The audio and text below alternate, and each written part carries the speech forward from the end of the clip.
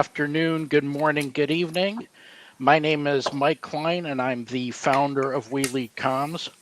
And if you have come to the debate on the future of in-house communication, you are in the right place. And on behalf of our sponsors, the Center for Strategic Communication Excellence and Soundbite, I want to welcome you to today's debate and turn the debate over to our moderator, Janet Hitchen. Thanks, Mike. Hello, everyone. Lovely to see you. I see that Canada is very much representing. So welcome from wherever you are joining. And if you do want to say where you are, please put it in the chat. It's always nice to see where everyone's coming in from. We are discussing the future of in-house communications today. It's a debate, as Mike said, so we'll try not to always agree. But where we disagree, we will always do it agreeably, in the immortal words of Alistair Campbell and Rory Stewart on the Rest is Politics podcast, which if you know me, you know how much I love that podcast. We have used your feedback today to guide us in our questions and to figure out where the energy is in the room so that we will be able to support you in that. But before we get to those questions, I would like to ask the team to introduce themselves, and I'll start off with Christine. Hello, everyone. My name is Christine Szustaczek. I have the honor and privilege of serving as Vice President of Communications at the University of Toronto. It is a beautiful sunny morning in Toronto. The cherry blossoms are out on campus, and just so thrilled and happy to be here with all of you and to see the great representation we have truly from around the world. What an honor to be in the presence of so many communicators who all are passionate, as I am, about internal communications. Brilliant. Christopher, we might as well go in sort of alphabetical-ish order. Yeah. Thank you, Christopher Wade. I'm the Vice President for Internal and Employee Engagement Communications at Fresenius Medical Care, based in Germany, originally from the States, but been in Europe for many, many years. And also, like Christine, excited to be part of this discussion and look forward to the dialogue. And Travis. Hi, Travis Parman, Chief Communications Officer for Philip Morris International, where we're on a mission to help smokers leave cigarettes behind for good in the U.S. with a portfolio of smoke-free products. Most of my background is automotive at Nissan, Renault, and General Motors. And I'm coming to you this morning from Austin, Texas. Keeping it weird, Travis, keeping it weird. Excellent. So, as I said, we discussed which questions we wanted to ask, and we put it out to the audience on LinkedIn, and the energy, 75% of a previous poll, as I say, on LinkedIn said they think that there will be role rethink, realignment in the next year to 24 months. What do you think? Travis, can I come to you first? Yeah, absolutely. See if I can come up with a weird response for you on that. Yeah, I think necessarily they're going to. I think that communications is unique in that it works more cross-functionally than any other group in the company.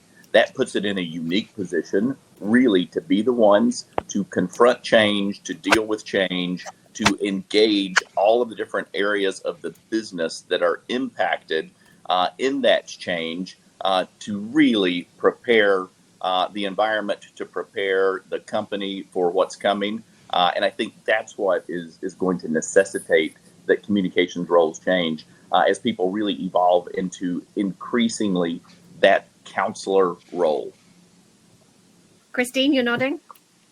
Yeah, the way I like to frame that, it very much keeping along those lines, and don't worry, I'll get to some debate soon, is to think of our role as a dot connector, an integrator, and an enabler.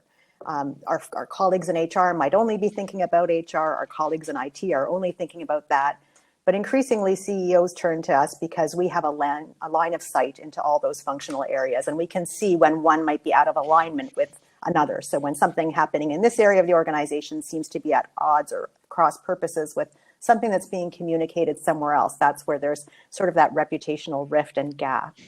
The other thing that I'll add is a teaching that really inspired me from a worldwide association of PR entities that came together to publish something called the Melbourne Mandate.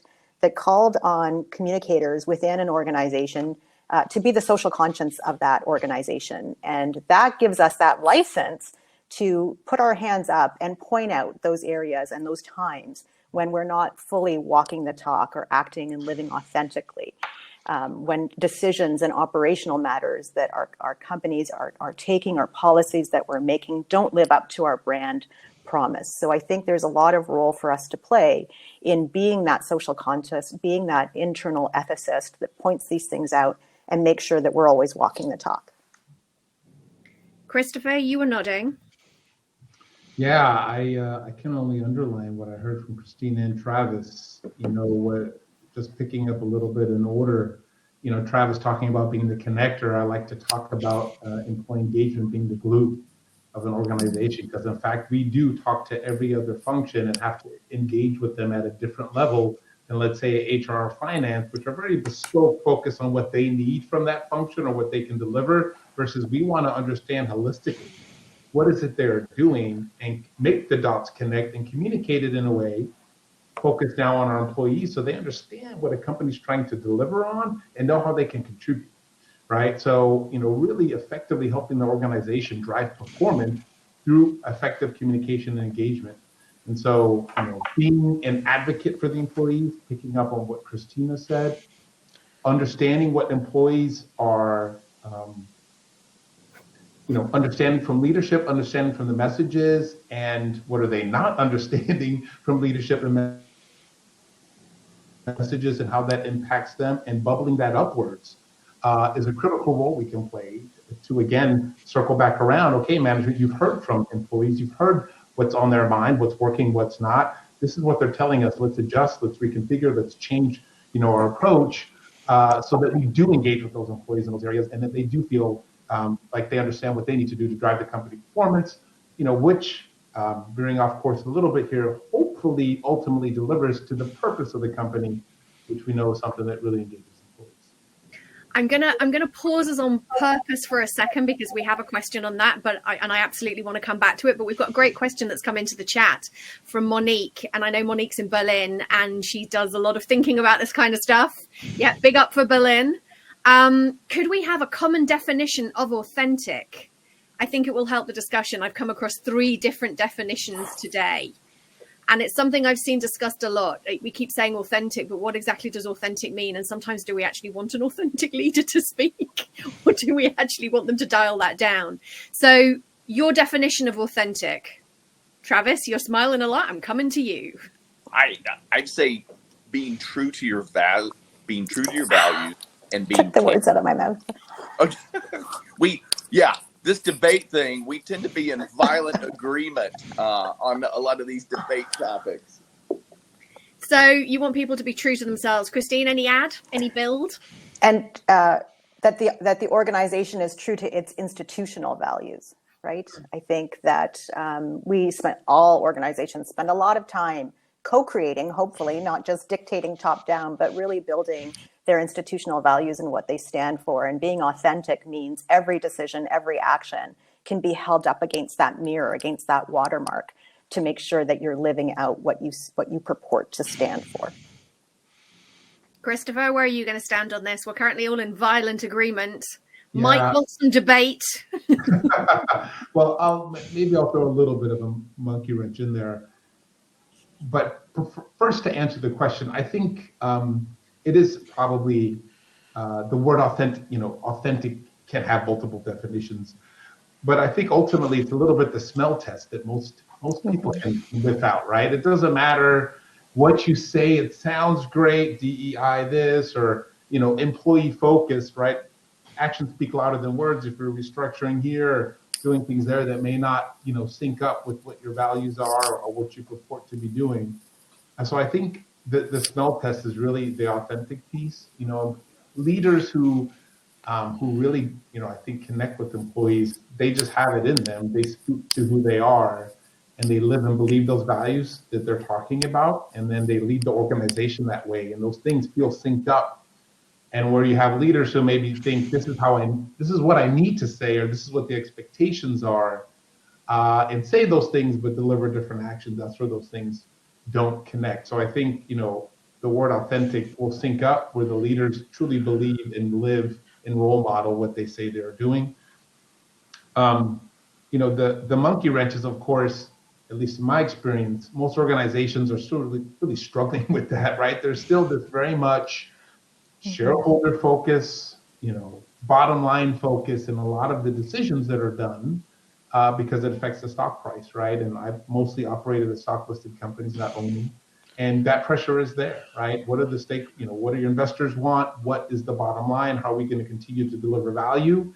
And this, depending on what corner of the world and mindset you come from, continuous growth, continuous improvement. This, it doesn't matter how much profitability you have, you need even more profitability. And I think as long as those expectations are there, it's going to be tough for some leaders to live that VUCA world, right? It's that ambiguity. Yes, we need to deliver value, but we can still like cash value, right? Investor shareholder value.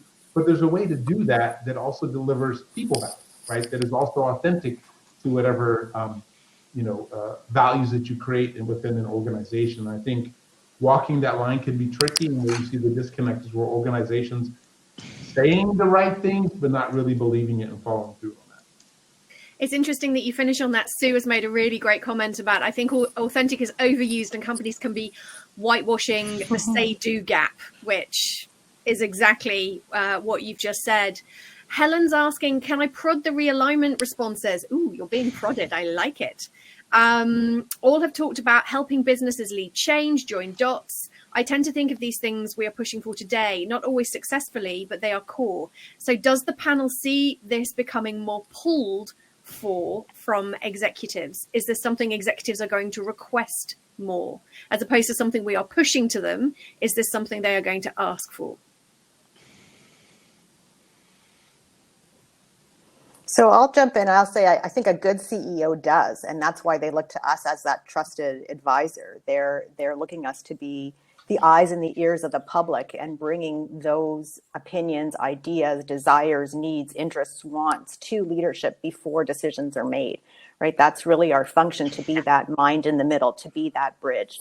And then and it doesn't mean that we do everything that the public wants, but when we can't live up to what they're asking, that we can communicate that back.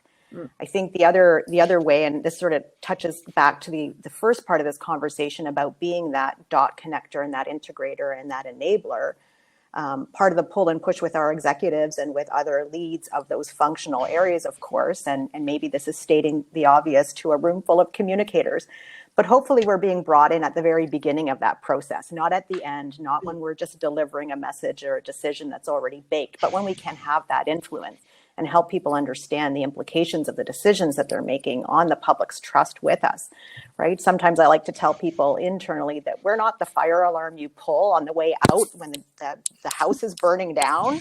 Like, call me when you're doing, calling the electrician to first do your wiring of your panel. That's the time when you need our advice. That's the time when you need our wisdom and counsel. And I think that's how partly we can have a good effect. There's a lot of love for that analogy there, Christine. There is a lot of love in the chat for that analogy. I'm going to move us on in the interest of time because we've got several different topics we wanted to cover, and I'm going to come back to purpose. So, Christopher, you're in the hot seat.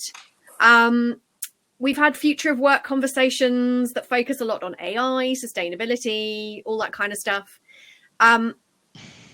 Purpose. Where do you think communication fits here? Well, I don't want to overblow our importance, but I think they're right in the center of it. Communicating a company's purpose in a way that people can really connect with it, identify with it, that emotional connection, can really drive, the engagement of an organization, ultimately performance. And, let's take a little bit of a broader view. I keep coming back to this performance piece. Ultimately we're paid by management, right, to communicate it to an organization what that organization needs to do and deliver on, so employees can participate in that process. Now, our role to help derive that engagement positively is to help management understand what employees expect, right? It's a yin and yang. It's a circular, hopefully, positive reinforcing activity that we're driving. And so where does purpose come into this? I think if people feel pride in what they're doing, the organization I work at now, Fresenius Medical Care, we deliver care to hundreds of thousands of patients every day, literally keeping them alive. And so our purpose is very connected to what the vast majority of our employees do every day. They work with patients, they help them, they build relationships with them. They see them 3 times a week in the clinic, and they're like family, right? The stories we get to tell around that are so powerful. So whether you're working in the clinic, you experience that every day, but all of our functional people, our people on our production sites who are building the equipment and the medicines that deliver that care, telling that story, helping them understand how they're putting a machine together, which is helping that end patient in the end. Telling those stories is very powerful.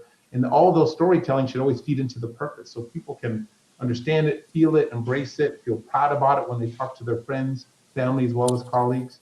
And I think that's a motivator. That gets you up in the morning, and that will ultimately drive performance. So if we're helping tell those stories in a way that drives employee performance, and hopefully we can tell that story from a data-driven perspective, we're delivering the value we need to for the business while helping employees feel prouder for where they work and delivering, a value for society. Yeah, as you say, people's lives literally are in your hands. So, Travis, you introduced yourself as working for a purpose-driven organization. Can you expand on that a little bit? Yeah, absolutely. I think to your point on getting employees really engaged and clearly working toward objectives, it can be so clarified and it can be such a rallying cry to have that driven around mission and purpose. And so what I'm doing with PMI now, it's clear, we're trying to help smokers choose options that are better than continuing to smoke cigarettes by leveraging a smoke-free portfolio. Before this, I did a sustainable farming tech startup, and we were trying to farm more sustainably using a fraction of the resources that open field farming does. Those are things that people can really get behind, that they can easily tell the story and explain to others what they're trying to accomplish, so that you're not only getting your internal folks energized about it, but you're getting a broad group of stakeholders who will rally the company toward achieving those goals too. Somebody has asked, thank you, Travis. Somebody has asked in the chat a really interesting question. Diane, I hope that's how you pronounce your name. I apologize if it's not. Where does the panel sit on the role of internal comms developing the purpose versus sharing and raising awareness of the purpose? Christopher's laughing. I'm coming to you. Having, been fortunate enough to have been involved in this process before, what is our role? We should be part of it, right? Is what I would say. Now we can own it as far as, let's say, the person, the group, the team accountable for driving it. But ultimately, this should be, and I don't know, I think it was you, Christine, earlier saying an internal process, right? It should not just be a top-down, work with an agency, design something.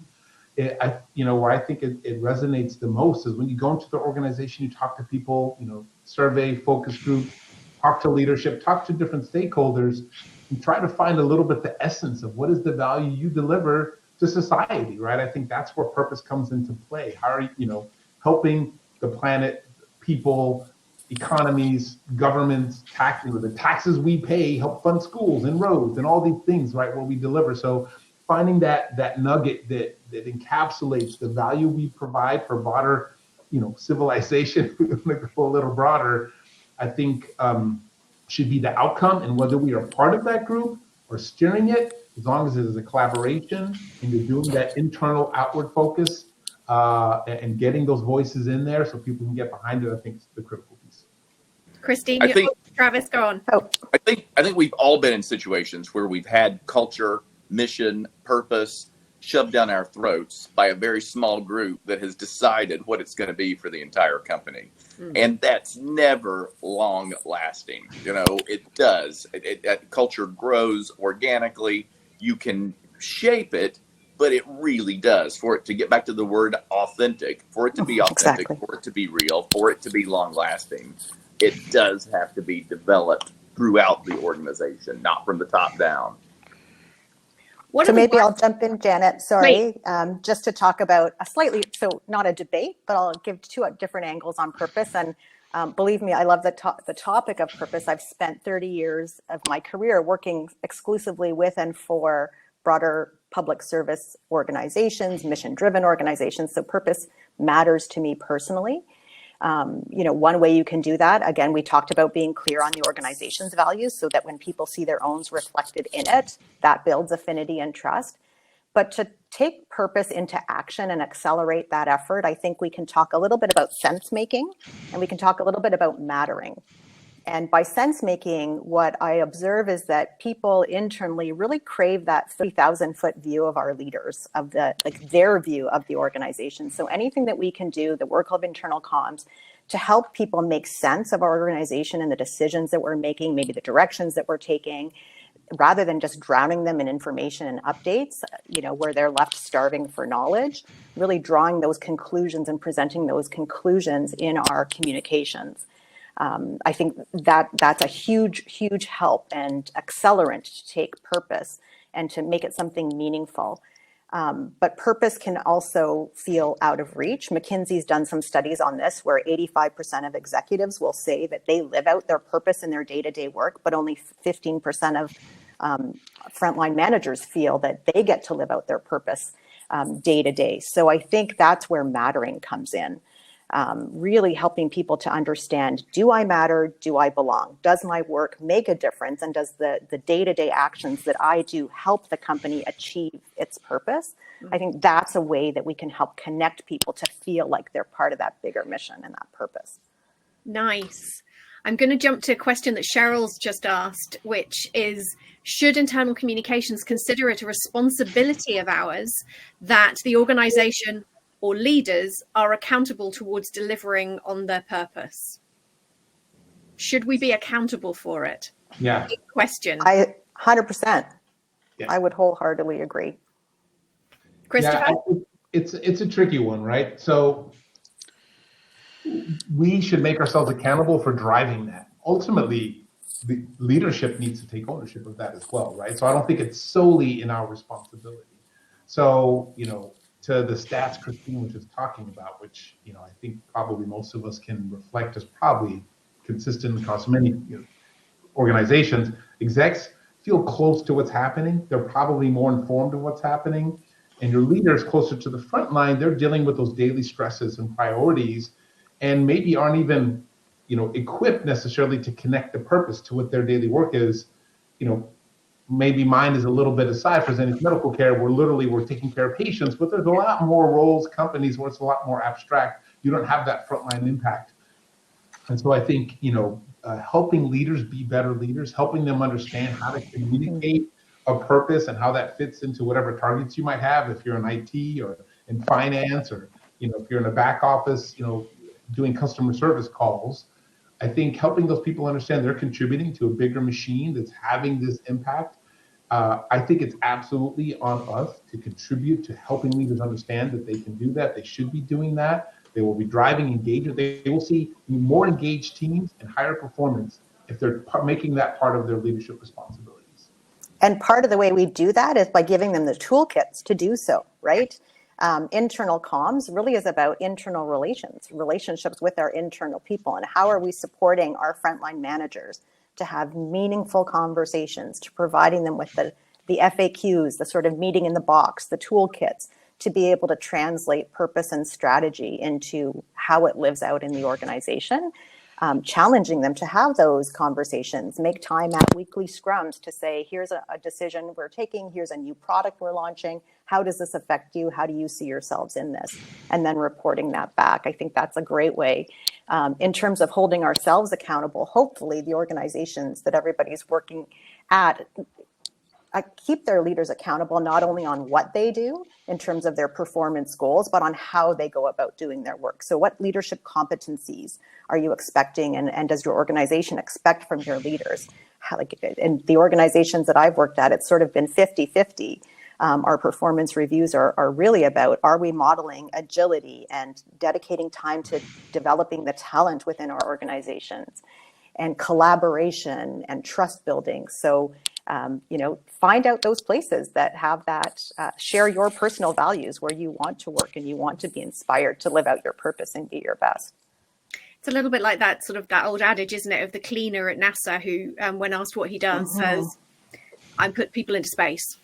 I help put somebody on the moon, not I'm cleaning the bathrooms. So, and whether that was the janitor himself or whether it was his boss who made that connection for him, right? Like that's the curious part. And yeah. I just like to pick up on what Christina said, because I think it's a critical part, right? We develop these toolkits to help, and share them with leaders.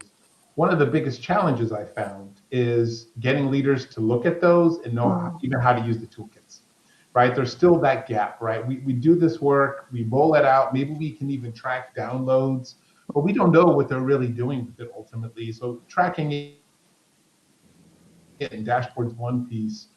But what I found that really does work is, and it's critical and kind of twofold, is one is the role modeling. So leaders will do what their leaders are doing for them, right? And it starts at the top. So if your management board isn't in their leadership meetings, taking those toolkits and using them and communicating down, how is that next layer going to be expected to do that unless they have a natural affinity for it, right? There's going to be some natural leaders who will pick up on that and some who don't.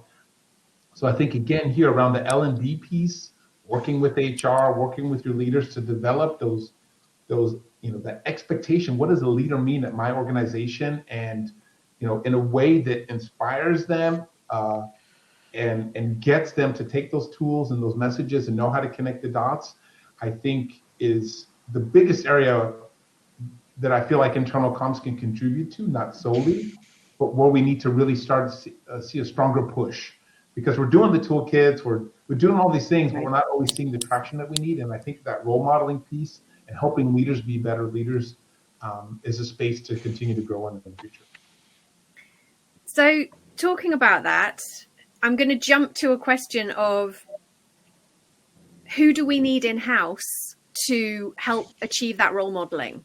What new skill sets do we need in order to be able to achieve the internal relations, the role modeling? Who are we looking for? Who do we need? Who are we missing? What skill sets should we be focusing on? Travis.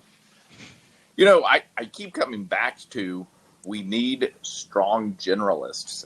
I feel like in a lot of cases, we've really functionally bureaucratized to the extent that people have these specialty areas they jump into. And if you're at a mid-level or at the beginning of your career, you're not necessarily taking that 30,000-foot view that could be really beneficial at that level to infuse in the organization. So I am a proponent of more good, solid generalists who can do that and who are comfortable much earlier in their careers giving good counsel, because I think a lot of that traction that Christopher and Christine were talking about that you need to get, you can give the best messages, you can give the best toolkits, and some leaders just do not relate to their employees in a great way. And if you don't have that communications function holding up the mirror to explain that and to coach them and to counsel them, it never gets any better. And so I think there's lots of opportunity for those types of skill sets to come into the communications function earlier in folks' careers than we've been accustomed to seeing it. Okay, so giving people more access directly to leaders, giving people more business partnering opportunities. Christine, what do you think?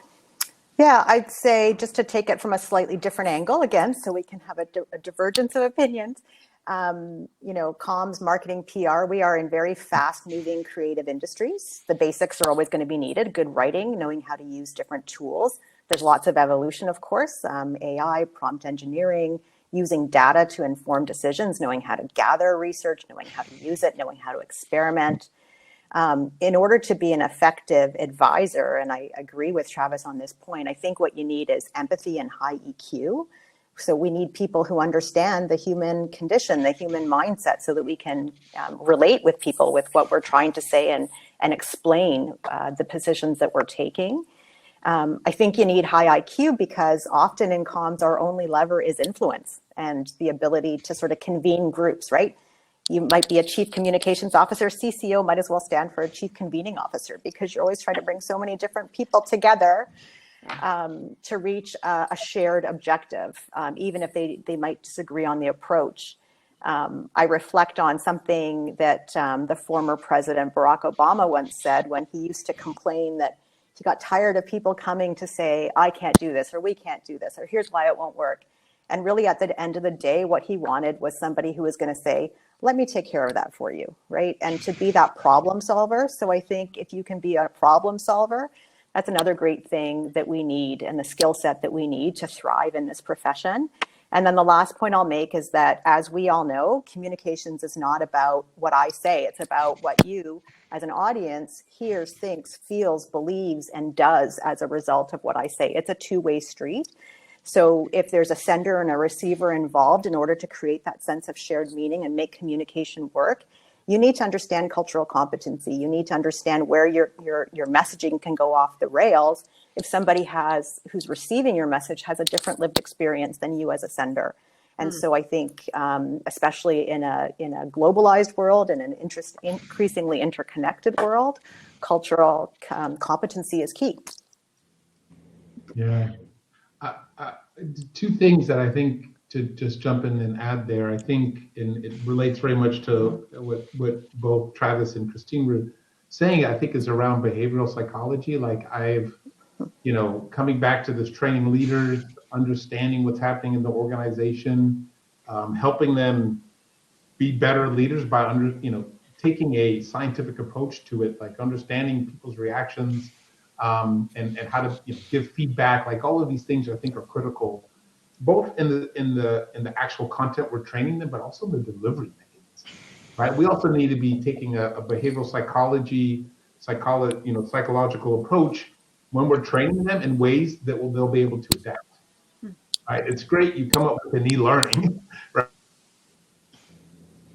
That may or may not deliver on it, but what other methods and ways can we engage our leaders to make them better? Because if the leaders are driving it, the rest of the organization gets behind it. And again, has to start from the top. Middle management will not, without exceptions always included, will not drive your performance if they're not seeing it role modeled from above.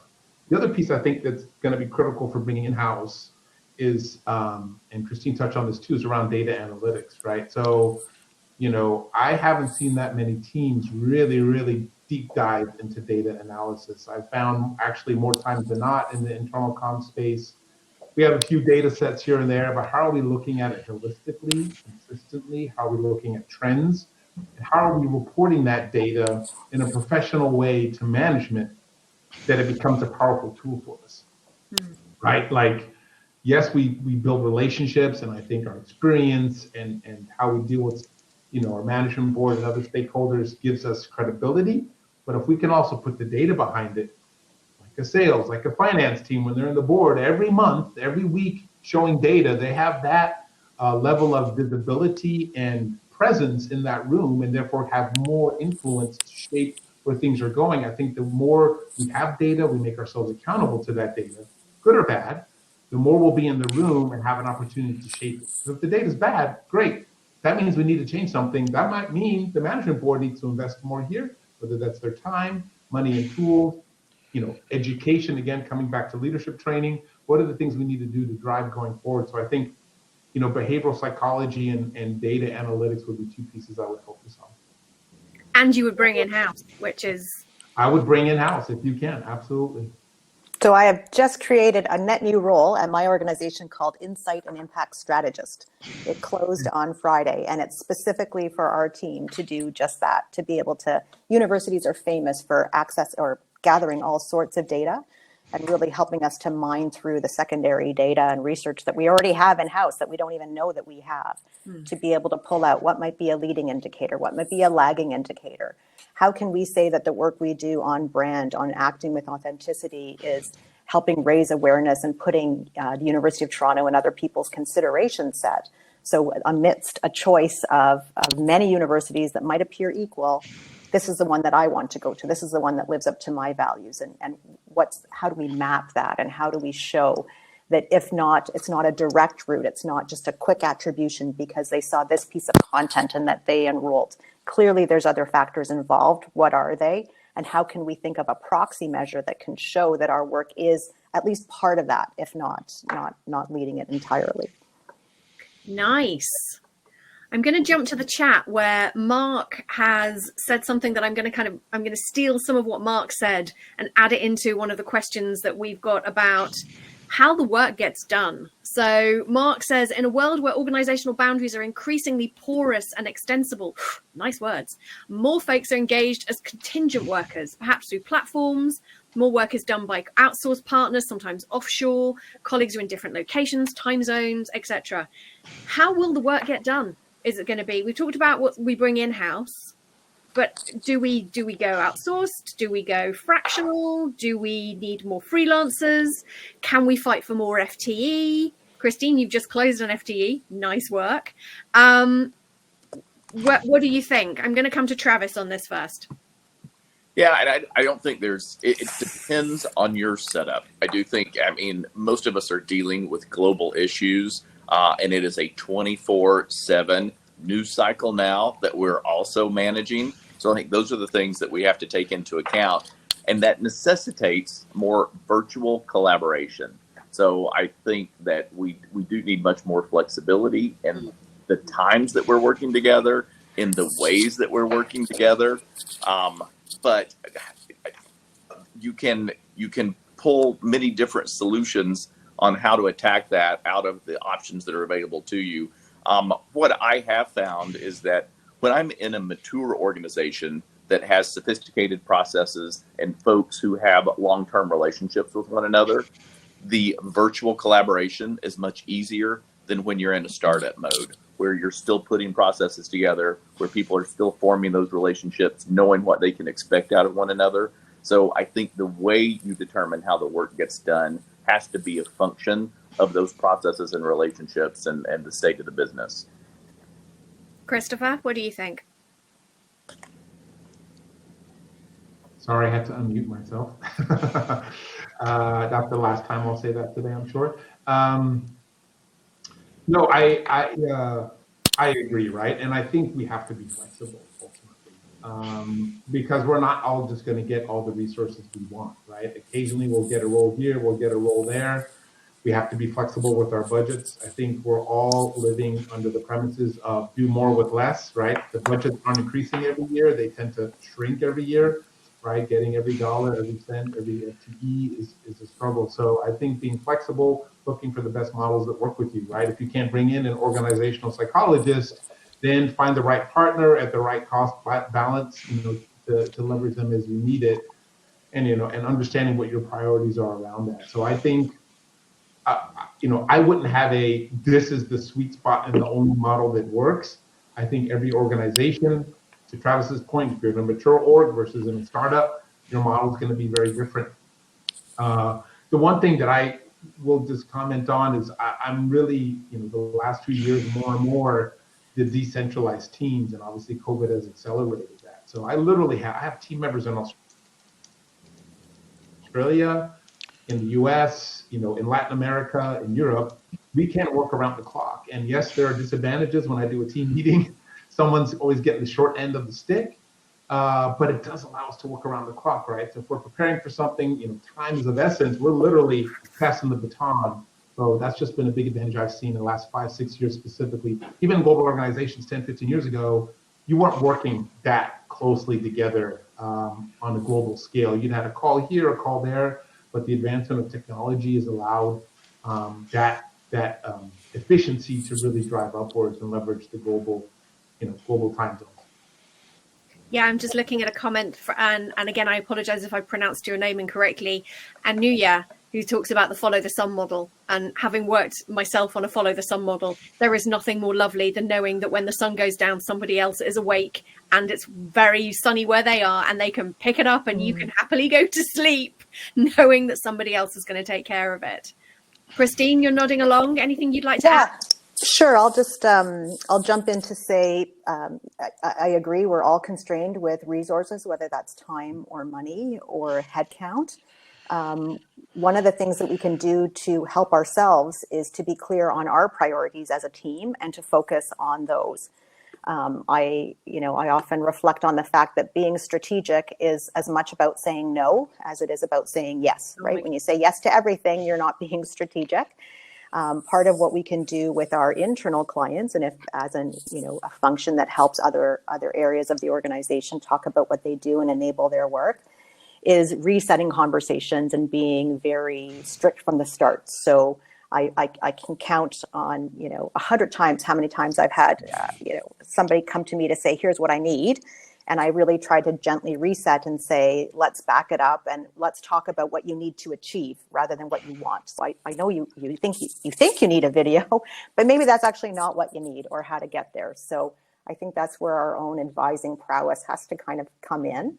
And I think we can also be firm and educate people that time is money, and we have, being rigorous about how much leeway we have for even something as simple as changes to a document, a publication, whatever it is we might be working on. Trying to set a standard with a really good creative brief that helps your internal client say, what's the purpose? What's the organizational goal or outcome that you're trying to drive towards? What do you already know about that topic? Have you tried this before? Have you seen it work somewhere else or in our organization or another? Who are the audiences? All these things before you even start working. And then signing off on that sort of creative brief allows your team to get working on that project, and hopefully minimizes the number of turnarounds and back and forth that really chews up time and creates that unnecessary burden. I've seen projects where this has gone completely off the rails and you're at 10 rounds of revisions because different teams are arguing their points through a document. And if we're doing 10 rounds of revisions instead of 3, that's the delta is 7. So that's 7 other people we're not helping. And we can't be strategic and good with our resources, and we're not helping ourselves if we're getting stuck in that churn. So I think just a lot of rigor and discipline up front. And then I think that helps other people in our institution value the work as communicators, right? We're not just that order taker at the end. We're helping you set that strategy. That's the message that we're sending when we're disciplined ourselves. Amen to that. And you've beautifully given me a segue into the next question, Christine. And for that, thank you. What kind of work should we be doing? Future of in-house comms. Should we be doing reputation, measurement, internal relations, not just churning stuff out? I think go back to, Christine, what you've just said and what Travis said earlier. Do we have the right skill sets in order to be able to advise, guide, say no, be strategic? Are we putting ourselves in the right place? Travis. It all comes back to supporting business objectives and the communications function needing to have as good or better business acumen than the other functions to be able to support that. And I think we get into a little bit of a chicken and the egg scenario we talked earlier about our leaders, our CEOs asking for good communicators, or are good communicators really shaping and supporting good CEOs? And it's a combination. Once a CEO has had a really good communications counselor, they'll always expect it. They'll always demand it. They'll help elevate their communications teams to be able to provide that sort of counsel. But I don't know how often it happens that way versus a really strong communications counselor going in and showing a CEO and the leadership team what they can do and elevating the standard by which the function should be evaluated. Interesting. Christopher. Yeah. I hate to agree, but Travis is right. Ultimately, you've heard me talk about performance several times, I think, in these calls. That's what we're there to support, right? To help, it's not just to communicate for communicate purposes, at least not anymore, I think, right? I think the last 20 years have seen our function develop dramatically, in the value that we bring. This isn't a criticism or anything else, but I find that I'm more often in the management board with topics than my media or social media colleagues, right? Simply because we're helping them drive transformation, right? There's critical, whether that's restructuring, a new IT platform, a new working tool, right? How are we going to communicate this? How are we going to help people understand? How are we going to help them embrace it, right? We are supporting the business in a less reputational sense. Certainly internally, there's also that reputation aspect. To drive performance and how we connect the dots, building that business acumen, so that when we're in those rooms and they're talking about the business, we're eye to eye, right? It's not the communicator, he or she kind of doesn't really understand what we're saying, but they'll communicate something. No, right? We're asking the tough questions. We know where the critical, the soft spots are in the strategy and in execution in our operations, and then finding solutions for the business through communications, through engagement. That's the value where we bring. That's where we raise our standing and can further contribute by going full circle again, being employee advocates, right? What is on employees' minds? What is feeling authentic and not? Can we address that with leadership? And then, again, create a churn where we're helping the company perform better and ultimately employees are happier to work there. If there was one thing you had to stop doing, so we've talked about what should we be doing, but in the future, if there was one thing you're just like, no, stop that. We're not doing that anymore. One thing, what would it be? Travis. Sorry. Yeah. It's all of those nice to do things that don't actually drive business results. And in any given situation, that can be half a dozen things. But it's one of those where somebody in the organization has had a brilliant idea, and it's not bad. It's just not going to drive the business forward. It's a nice to do. It's a luxury. So it's doing away with those. The other part, I like the conversation that we've had today around metrics, because so many metrics get used that are not understood, not only by the leadership teams that they're being presented to, but sometimes even the communicators who are presenting them. So if you're focused on metrics that don't drive actionable insights, then that's worthless. So, that's something else I think to consider too, to take off the table. Drop the vanity metrics. Yeah. Excellent. Christopher, one thing. Emails? Fine, that's it. That's all we need. Thank you very much. Christine. Let's just stop the email overloads that's probably existing in most organizations and create other ways for messages to trickle down. Right? Use the word vanity. Everyone has to communicate. Everything's important all the time. Big complex organizations like the one I'm in, and I think most of us are in, it's tricky. There is a lot happening. But if we could just stop that and create more of a full situation where people know where to go to, and filtering all the noise for the things that really matter, I think that would be wish list. I don't think that's going to happen anytime soon, but that's what I worked with a senior leader who used to say, if everything's important, nothing's important, which, fair play. Absolutely 100% agree with that. Christine, one thing that you're going to ditch. It's hard to top those two. The only thing that I would say would be meetings for the sake of meetings.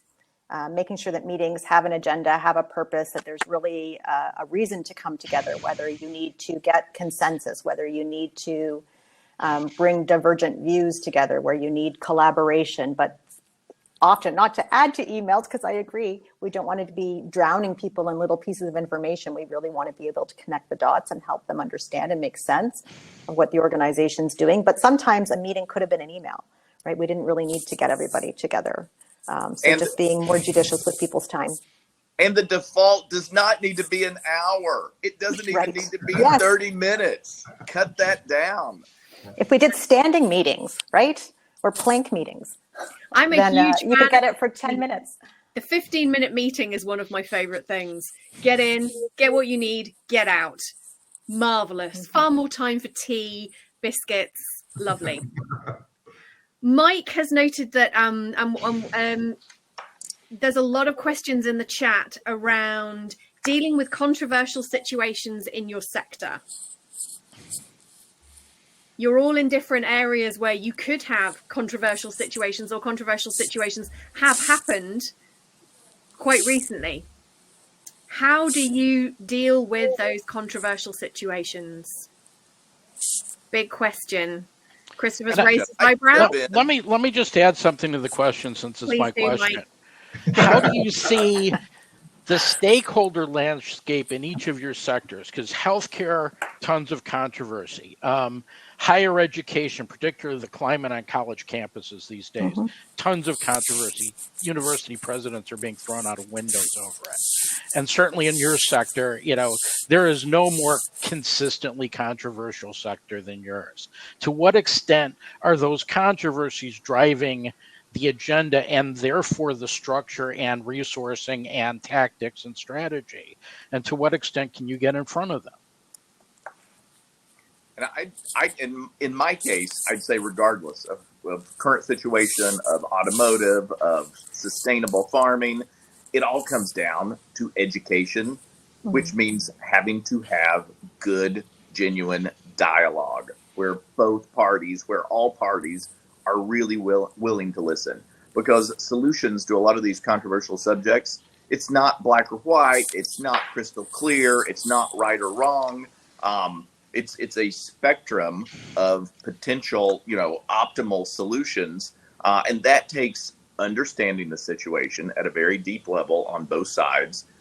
All parties really being willing to listen openly, and that requires establishing trust relationships with folks so that they really are listening and understanding the other sides to try to make it through some of these really tough topics. But I think that's what it really boils down to.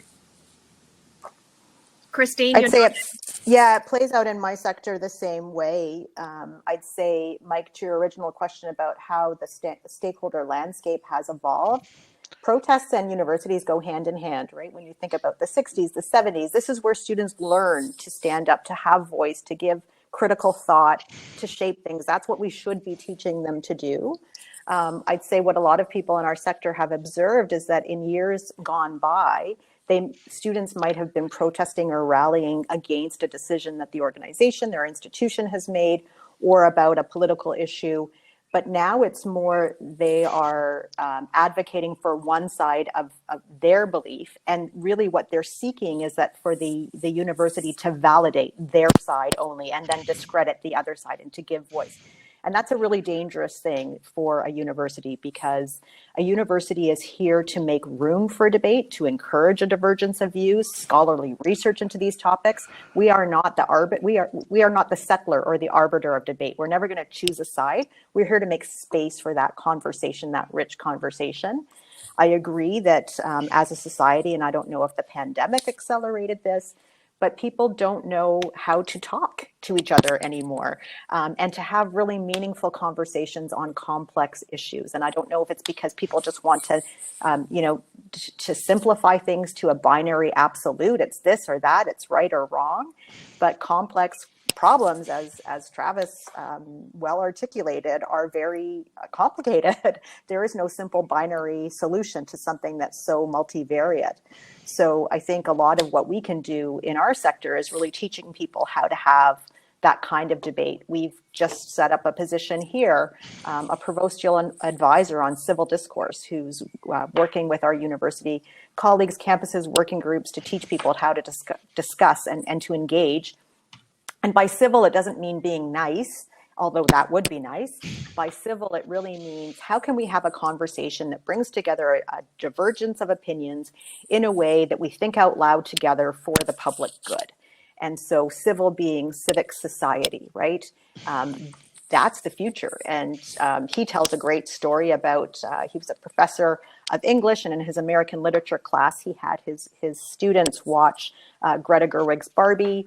And then he had them read a New York Times op-ed that criticized the movie. And his students actually said to him, thank you for sharing that alternate perspective, because I was actually afraid to say that I didn't like the movie, because I would be immediately labeled as anti-feminist, and I was worried to voice my own opinion. And then he goes on to say, the light bulb went off for him to say, if we can't have a civil conversation about Barbie, how on earth are we going to talk about the Middle East? Like, really think about it, right? This is a missing skill set in our day and age. And part of it goes back to what Christopher was talking about earlier with the behavioral mindset and psychology. so much of this is about not just how to argue your point and how to preach your point, but how do you understand somebody else's mindset and where they're at and meeting them.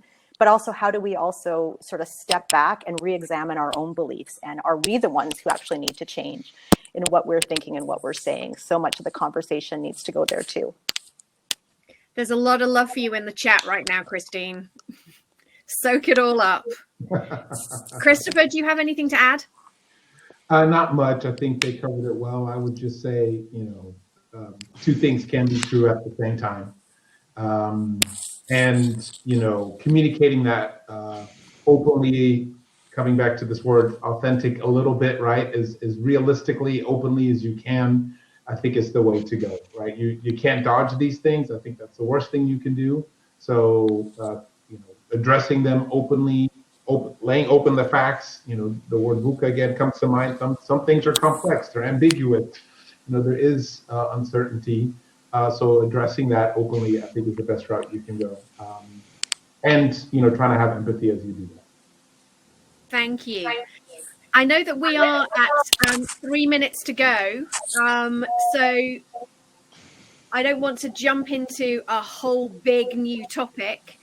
Do any of you have any final words that you would like to share?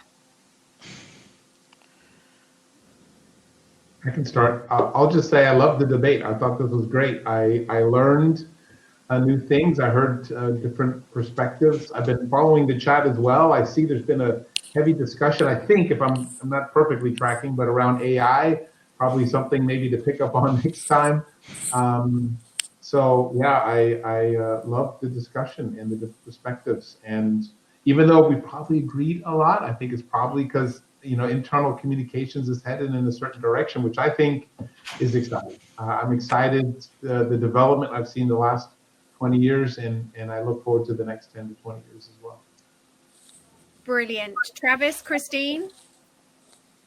Thanks for the opportunity to learn from each of you. Yeah, and I'm afraid the only we can really debate is that is with Mike. That we're not debaters here. We're pushing a similar agenda. Brilliant. Hold that thought, Travis. Mike, can I hand back to you to close us out? Sure. I want to thank everybody who has stayed with us on this call. I want to thank Janet for an excellent job of moderating, Christopher, Christine, and Travis for stepping up and stepping around and stepping through some fairly controversial issues. The fact that you agreed with on a lot of things doesn't diminish the fact that you've got very different perspectives that you're bringing to the table. I'm going to pick up with Travis for the next debate, which will be happening in about 6 weeks' time, when we're going to talk in a bit more depth about the future of communication resourcing. This actually came out of a conversation in the pre-call where Travis was talking about fractional. I said, you know what? We need to have you, a fractional advocate, and a recruiter come together. So we're going to organize that for probably late May, early June. Want to thank our sponsors. I want to thank Soundbite, and I really want to thank the Center for Strategic Communication Excellence for their support in helping us put this together and for their ongoing support of We Lead Comms. Thank you very much for coming, and I will make the recording available shortly. I just need to trim off a few minutes just to make it a bit more listenable. But once again, thank you very much for coming today and for your ongoing support of We Lead Comms. Thanks, Mike. Thanks, everybody. Thanks, everyone. Have a great Thanks, day. Thanks, Mike. Yeah. Thanks, Mike.